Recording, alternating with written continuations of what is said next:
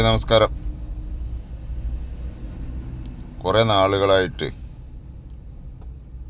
എന്തെങ്കിലുമൊക്കെ ചെറുതായിട്ട് ഫേസ്ബുക്കിൽ അങ്ങനെ പ്രതികരിക്കുന്നല്ലാതെ കാര്യമായിട്ടൊന്നും പറയാൻ വരാറില്ല. ഒന്നുകിൽ നാട്ടിലെ വല്ല റോഡിൻ്റെ കാര്യമോ അല്ലെങ്കിൽ മറ്റെന്തെങ്കിലും നാടുമായി ബന്ധപ്പെട്ട വിഷയങ്ങളെ സംസാരിക്കാറുള്ളൂ. പ്രത്യക്ഷ രാഷ്ട്രീയത്തിലേക്ക് അങ്ങനെ സംസാരിക്കാൻ വരാറില്ല. ഞാൻ ഇന്നലെ രാവിലെ വീട്ടിൽ നിന്ന് അങ്ങാടിയിലേക്ക് കയറിയപ്പോൾ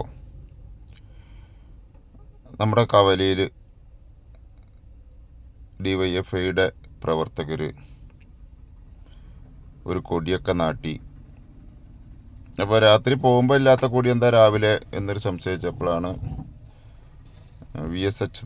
സഖാവ് വി എസ് അച്യുതാനന്ദൻ്റെ അനുസ്മരണവുമായി ബന്ധപ്പെട്ട് ഞങ്ങൾ രാവിലെ ഒരു കൊടി നാട്ടിയതാണെന്ന് പറഞ്ഞു.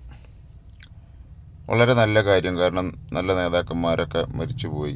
അവരുടെ ഓർമ്മയ്ക്ക്, ഒരു വർഷം തികഞ്ഞ ഓർമ്മയ്ക്ക് അതൊന്ന് പുതുക്കാനും അവരൊക്കെ ഈ നാട്ടിൽ നടത്തിയ സമര പോരാട്ടങ്ങളെ വരും തലമുറയ്ക്ക് പരിചയപ്പെടുത്താനും ഒക്കെ അത്തരം പരിപാടികൾ നല്ലതാണ്.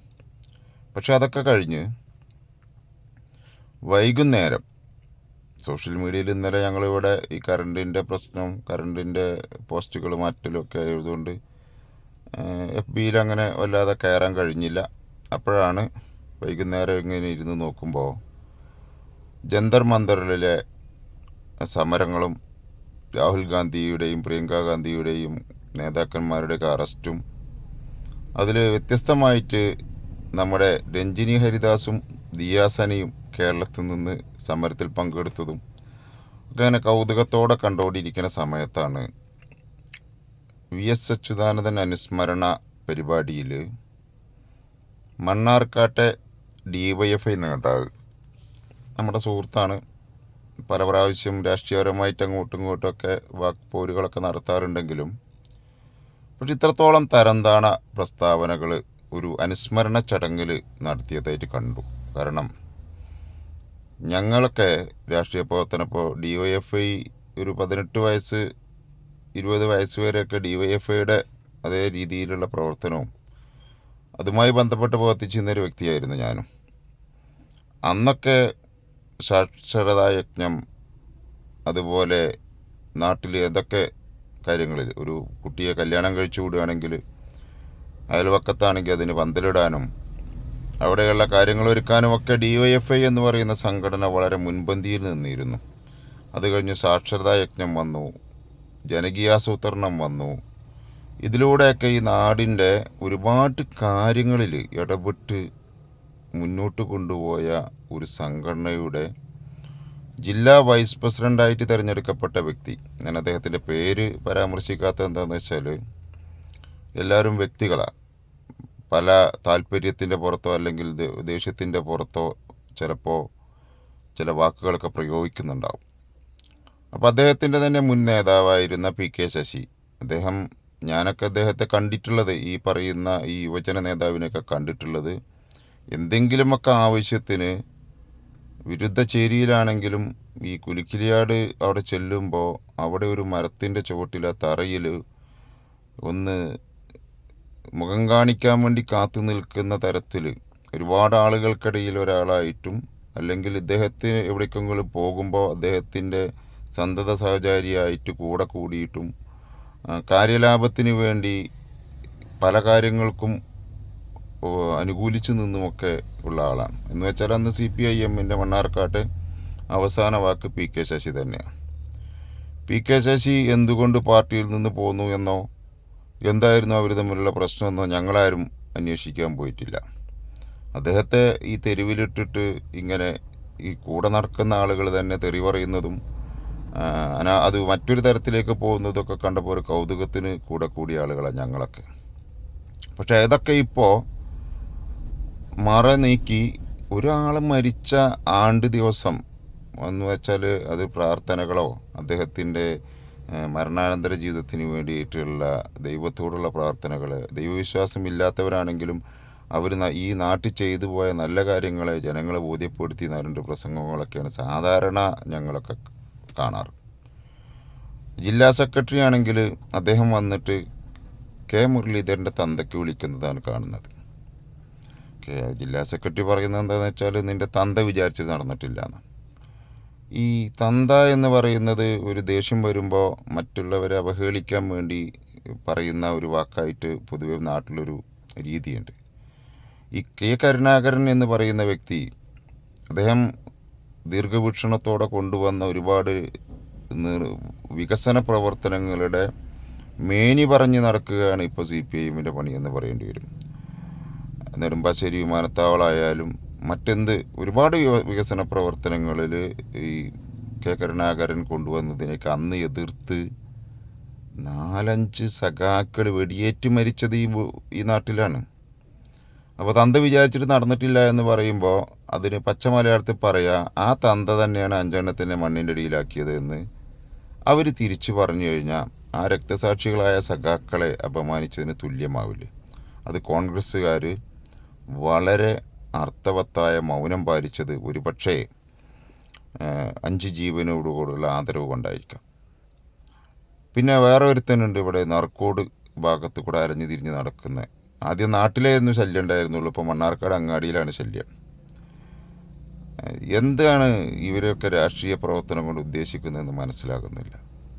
ഞങ്ങളുടെ നാട്ടിലുണ്ട് നല്ല DYFIയുടെ നല്ല കുട്ടികൾ. ഇപ്പോൾ ഈ പൊതിച്ചോറ് വിവാദത്തിലൊക്കെ അവരൊക്കെ ഒരുപാട് വിഷമിച്ചിട്ടുണ്ടാവും. കാരണം അവരുടെ നേതാക്കന്മാരത് ഡൈവേർട്ട് ചെയ്ത് വിടുന്നത് പൊതിച്ചോറിനെതിരെ പ്രതികരിച്ചു എന്നുള്ള തരത്തിലാണ്. പക്ഷേ സംഘപരിവാരം, സേവാഭാരതിയൊക്കെ ആലപ്പുഴ മെഡിക്കൽ കോളേജിൽ സ്ഥലം കയ്യേറി അവിടെ ഒരു ഗുണ്ടായിസം പോലെ നിലയുറപ്പിച്ചപ്പോൾ അതിനെതിരെ ആദ്യത്തെ അവിടുത്തെ MLAയും പിന്നീട് അതിൻ്റെ ആരോഗ്യമന്ത്രിയും പ്രതികരിച്ചതിൻ്റെ പശ്ചാത്തലത്തിൽ അത് പിന്നീട് അവർ വ്യക്തമാക്കുകയും ചെയ്തിട്ടുണ്ട്. അപ്പോൾ അതിന് അനുകൂലിച്ചും പ്രതികൂലിച്ചും കുറേ ആളുകൾ വന്നിട്ടുണ്ട്. ഞാനും എഴുതിയിട്ടുണ്ട്. ഞാൻ പറഞ്ഞതും അതിലെന്താണ്, സർക്കാർ കൊടുക്കട്ടെ, സർക്കാർ ഇപ്പോൾ ഈ പ്രിയദർശിനി സൗജന്യമാക്കിയതുപോലെ ഒരു ഹോസ്പിറ്റലുകളിലോ മെഡിക്കൽ കോളേജുകളിലോ ഈ ജനകീയ ഹോട്ടലുകൾ തുറന്ന് സർക്കാർ അവിടെ ഭക്ഷണ ലഭ്യത ഉറപ്പുവരുത്തട്ടെ എന്നാണ്. അതൊക്കെ സർക്കാരിൻ്റെ ഉത്തരവാദിത്തങ്ങളാണ്. ചികിത്സയും ഭക്ഷണവും ഒക്കെ സർക്കാരിൻ്റെ ഉത്തരവാദിത്തം. അതും സംഘടനകൾ ചെയ്യുന്നുണ്ടെങ്കിൽ ഇപ്പോൾ CH സെൻ്റർ പുറത്ത് കൗണ്ടർ തുടങ്ങിയിട്ടുണ്ട്.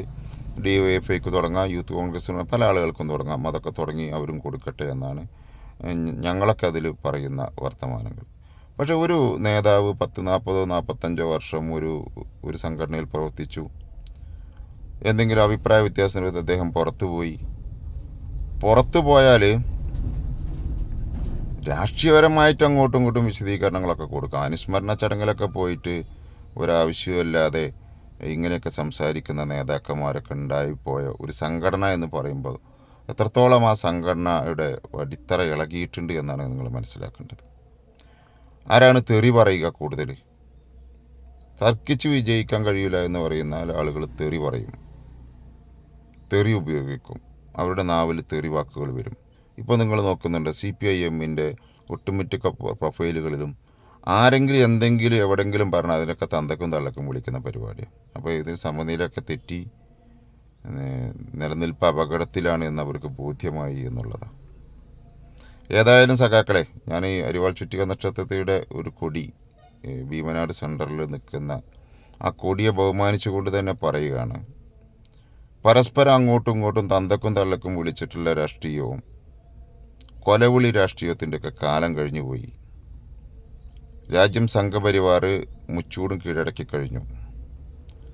രാഹുൽ ഗാന്ധി ഒരു 10 വർഷം മുമ്പ് സീതാറാം യെച്ചൂരിയെ സംഘപരിവാർ ആക്രമിച്ച് അർദ്ധരാത്രി ഓടിച്ചെന്ന നേതാവാണ്. അദ്ദേഹത്തിൻ്റെ മറ്റുള്ള ഗുണങ്ങളെക്കുറിച്ചോ ഗുണങ്ങളില്ലായ്കളെക്കുറിച്ചോ ഒക്കെ നമുക്ക് പിന്നീട് ചർച്ച ചെയ്യാം.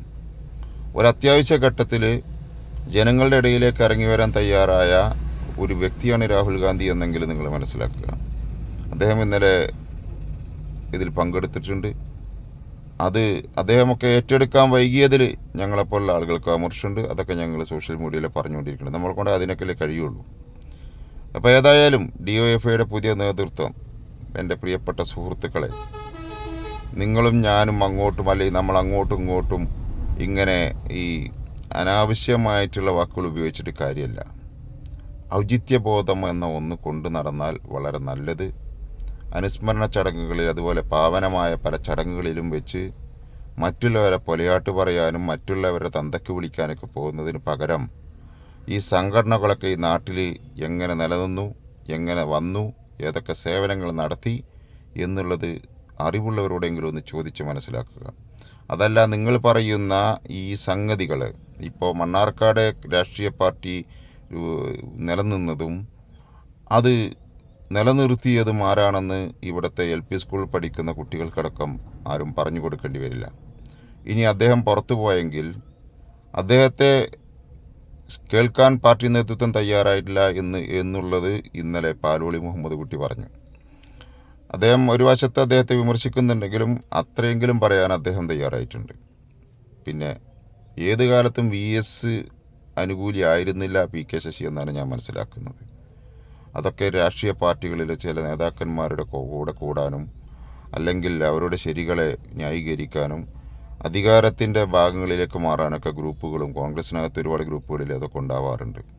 പക്ഷേ എങ്കിലും ഒരു സമുന്നതനായ നേതാവിൻ്റെ ഒരു ഓർമ്മ ദിവസത്തിൽ വന്ന് മറ്റുള്ളവരെ തെറി പറയാനും മറ്റുള്ളവരുടെ തന്തയ്ക്ക് വിളിക്കാനും ഒക്കെ അതമ്പതിച്ചു പോയ രാഷ്ട്രീയ പ്രവർത്തനം എത്രത്തോളം നല്ലതാണെന്ന് നിങ്ങൾ പരിശോധിക്കുക. ഇങ്ങനെ ലളിതമായിട്ടൊന്നുമല്ല ഞങ്ങളൊന്നും പറയാറ് കേട്ടോ. കാരണം ഈ DYFI പോലുള്ള യൂത്ത് ലീഗിനെ പോലുള്ള യൂത്ത് കോൺഗ്രസിനെ പോലുള്ള ഈ സംഘടനകളൊക്കെ ഈ നാടിന് ആവശ്യമാണ്. അവരൊക്കെ ഈ നാടിൻ്റെ മഹത്തായ പരിവർത്തനത്തിൽ മുന്നേറ്റത്തിൽ ഒരുപാട് പങ്കുവഹിച്ച അതിനടിത്തറ കിട്ടിയ സംഘടനകളാണ്. ഇപ്പോൾ റഹീമും ഇതുപോലുള്ള ശ്രീരാജിനെ പോലുള്ള ആളുകളൊക്കെ വന്ന് എന്തെങ്കിലുമൊക്കെ വിളിച്ചു പറഞ്ഞ് ആ നല്ല ചെയ്തികളൊക്കെ മോശമാക്കണ്ട എന്നാണ് പറയാനുള്ളത്. നിങ്ങൾക്ക് ദേഷ്യമൊക്കെ ഉണ്ടാവാം. കാരണം വെച്ചാൽ നിങ്ങൾ ഉദ്ദേശിച്ച തരത്തിൽ നിങ്ങൾക്ക് നേട്ടങ്ങൾ ഉണ്ടാക്കാനോ അതല്ലെങ്കിൽ നിങ്ങൾ വിശ്വസിക്കുന്ന പാർട്ടിയിൽ നിന്ന് ഒരാൾ കൊഴിഞ്ഞു പോകുമ്പോൾ ദേഷ്യങ്ങളൊക്കെ ഉണ്ടാവാം. അതൊക്കെ അതിൻ്റേതായ വേദികൾ സംവദിച്ചു കൊണ്ടല്ലേ. അപ്പം അദ്ദേഹം പറയുന്നു CPMൻ്റെ ഈ നയങ്ങളുമായി മുന്നോട്ട് പോയാൽ CPM എന്ന പാർട്ടി ഇവിടെ നിന്ന് അപ്രത്യക്ഷമാകും, ഇത് അവസാനത്തെ ബസ്സാണെന്നൊക്കെ ഞാനും കേട്ടിട്ടുണ്ട് പ്രസംഗത്തിൽ. എന്തടിസ്ഥാനത്തിലാവുമ്പോൾ 40 വർഷം ഒരുമിച്ച് നിന്ന ഒരു പാർട്ടിയെക്കുറിച്ച് അദ്ദേഹം അങ്ങനെ പറയുന്നതെങ്കിൽ അങ്ങനെ എന്തെങ്കിലും കുഴപ്പങ്ങളുണ്ടോ എന്നൊക്കെ പഠിക്കാൻ നോക്കുക. ഇനി പഠിക്കാനൊന്നുമില്ല, ഞങ്ങൾ ശരിയാണെന്ന് തന്നെ നിങ്ങൾക്ക് തോന്നുന്നുണ്ടെങ്കിൽ ആ ശരിയിലൂടെ നിങ്ങൾ പോവുക. അദ്ദേഹം പറയുന്നത് ശരിയാണോ അല്ലേ എന്നൊക്കെ കാലം തെളിയിക്കില്ലേ. ഇപ്പോൾ MVRനെ ഒരുപാട് കാലം എതിർത്ത് MVRനെ ഇല്ലായ്മ ചെയ്യാൻ വേണ്ടി ഒരുപാട് കാലം സമരം ചെയ്ത് കൂത്തുപറമ്പിൽ 5 രക്തസാക്ഷികളെ സൃഷ്ടിച്ച് ജീവിതകാലം മുഴുവൻ നരകയാതന അനുഭവിച്ച പുഷ്പനെ പോലുള്ള ജീവിക്കുന്ന രക്തസാക്ഷികളെ സൃഷ്ടിച്ച് DYFI എന്ന സംഘടന വളർന്ന് പന്തലിച്ചതും എങ്ങനെയാണ്, എത്രയൊക്കെ സമരമുഖങ്ങളിലൂടെയാണെന്നൊക്കെ എല്ലാവർക്കും അറിയില്ലേ. അപ്പോൾ ഇത്തരത്തിൽ ചില വീഴ്ചകൾ പല സമയങ്ങളിൽ പാർട്ടികൾക്ക് സംഭവിച്ചിട്ടുണ്ട്. ഇന്ത്യൻ നാഷണൽ കോൺഗ്രസ്സിന് ചരിത്രപരമായ വിഡ്ഢിത്തം സംഭവിച്ചത് കൊണ്ടാണ് ഇന്ന് ഈ ഗതി വന്നിരിക്കുന്നത്. അപ്പോൾ അന്ന് CPIM കോൺഗ്രസ്സിനെ തിരുത്താൻ ശ്രമിച്ചിരുന്നില്ലേ? അപ്പോൾ കോൺഗ്രസ്സിനെ തിരുത്താൻ ശ്രമിച്ച CPIM വളർന്നില്ല, കോൺഗ്രസും വളർന്നില്ല. തകർന്ന് തരിപ്പണമായി സംഘപരിവാർ ആ ഗ്യാപ്പിലൂടെ കയറിക്കൂടി രാജ്യത്തെ പിടിച്ച് കൈക്കലാക്കി. ഇപ്പോൾ യുവാക്കൾ രംഗത്തിറങ്ങിയപ്പോൾ അതിൽ പങ്കുചേരാൻ ചെല്ലുന്നു. എന്താ ഇവിടെ DYFI ഉണ്ടായിരുന്നില്ല ഇതിനു മുമ്പ്, CJP വരുന്നതിന് മുമ്പ്? അപ്പം നിന്ന് DYFI പറയാൻ ഞങ്ങളാണ് ഇപ്പോൾ അവരെ സപ്പോർട്ട് ചെയ്യുന്നതെന്ന് പറയാൻ ഇവിടെ തൃണമൂൽ കോൺഗ്രസിൻ്റെ നേതാക്കന്മാരാണ് ആദ്യം രംഗത്ത് വന്നത്. പിന്നീട് അരവിന്ദ് കെജ്രിവാൾ വന്നു. അതൊക്കെ അധികാരം ഏത് ഭാഗത്തേക്ക് പോകുന്നു എന്ന് നോക്കിയിട്ട് തന്നെയാണ് എല്ലാവരും വരിക. ഇത് വിജയിക്കുമോ എന്ന് നോക്കി സംശയത്തിൻ്റെ കണ്ണോടെ നോക്കി നിന്നു. കുട്ടികൾ പുറകോട്ട് പോകുന്നില്ല എന്ന് കണ്ടപ്പോൾ DYFIയും അതിൻ്റെ അനുബന്ധ സംഘടനകളൊക്കെ അതിൽ പങ്കുചേരാൻ ചെന്നു. ഏറ്റവും ഒടുവിൽ പാർലമെൻറ്റിലടക്കം ഇത് അംഗീകരിക്കപ്പെടുന്നില്ല, ചർച്ചയ്ക്ക് വരുന്നില്ല എന്നൊരു കോൺഗ്രസും രംഗത്തിറങ്ങി. ഒറ്റക്കെട്ടായി നിന്ന് പ്രതിപക്ഷ പാർട്ടികളെല്ലാം ഒറ്റക്കെട്ടായി നിന്ന് ഈ ഒരു ഏകാധിപത്യത്തിനെതിരെ പ്രതികരിക്കേണ്ട സമയത്ത് പരസ്പരം വെല്ലുവിളികളും പോർവിളികളും ഒന്നല്ല വേണ്ടത്. ഇത്രയൊന്നും വിശദമായിട്ട് നമ്മളൊന്നും പറയാറില്ല കേട്ടോ. നിങ്ങൾ എന്തെങ്കിലും പറഞ്ഞാൽ നമ്മളും തിരിച്ചു പറയും. നിങ്ങൾ നമ്മുടെ തന്തയ്ക്ക് വിളിക്കും, തള്ളയ്ക്ക് വിളിക്കും, നമ്മൾ തിരിച്ചും തള്ളയ്ക്ക് വിളിക്കും. ഇതൊക്കെയാണ് ഇപ്പോഴത്തെ ഒരു രാഷ്ട്രീയം. ഇതങ്ങനെയൊന്നുമല്ല വേണ്ടത്. ഏതായാലും എൻ്റെ പ്രിയ സുഹൃത്തെ, താങ്കൾക്കിപ്പോൾ DYFIയുടെ ജില്ലാ വൈസ് പ്രസിഡന്റ് സ്ഥാനമാണ് കിട്ടിയിരിക്കുന്നത്. നിങ്ങൾക്ക് പ്രവർത്തിച്ചിട്ട് ഈ സമൂഹത്തിൽ DYFI എന്ന അടയാളപ്പെടുത്താൻ കിട്ടിയ അവസരമാണ്. അത് വെറുതെ പാർട്ടിയിൽ നിന്ന് ആരെങ്കിലും പുറത്തുപോയി എന്ന് പറഞ്ഞ് അവരെ പുറകെ കൂടി അവരുടെ തന്തക്കും തള്ളക്കും വിളിച്ച് അതല്ലെങ്കിൽ അവരെ അപകീർത്തിപ്പെടുത്താൻ വേണ്ടി മാത്രം ഈ കുളിക്കടവിലെ സ്ത്രീകളെപ്പോലെ വെറുതെ ചളി വർത്തമാനങ്ങൾ പറഞ്ഞുകൊണ്ട് ചെലവഴിക്കാതെ നല്ല രീതിയിൽ ഈ നാടിന് ഉപകരിക്കുന്ന പ്രവർത്തനങ്ങൾ കാണിച്ച് വിട്ടുപോയ ആരെങ്കിലും ഉണ്ടെങ്കിൽ കൂട്ടുപിടിക്കാൻ നോക്കും. നമുക്ക് പിന്നെന്താണെന്നറിയോ, നമുക്കിപ്പോൾ PKSൻ്റെ പാർട്ടി ആയാലും CPIM ആയാലും കോൺഗ്രസ് ആയാലും മുസ്ലിം ലീഗ് ആയാലും നല്ലത് കണ്ട നല്ലത്, ചീത്ത കണ്ട ചീത്ത തന്നെയാണ് നമ്മൾ പറയും. അപ്പോൾ പറയും നീ നിൽക്കുന്ന രാഷ്ട്രീയ പ്രസ്ഥാനത്തിനെതിരെയല്ല സംസാരിക്കുന്നത്. അതിന് ഞങ്ങൾ പറയുക സാധാരണ വിമർശിക്കാൻ കഴിവുള്ളവന് നട്ടലുണ്ട് എന്നാണ്. അതായത് ഇങ്ങനെ വേദിയിൽ പോയി മരിച്ച വീട്ടിൽ പോയിട്ട് സംഗീതം വായിക്കുന്ന പരിപാടിയൊന്നും ഞങ്ങൾക്കില്ല. അവിടെ പോയി മരിച്ചു കിടക്കുന്ന ആളെ പോലെ അപമാനിക്കുക, അവരെ ഓർമ്മ ദിനത്തിൽ മറ്റുള്ളവരെ തെറി പറയുക എന്നൊക്കെ പറയുന്നത് എത്ര മോശപ്പെട്ട പരിപാടിയാണ്. അതൊക്കെ ഒന്ന് ശ്രദ്ധിക്കുന്നത് നല്ലതല്ലേ.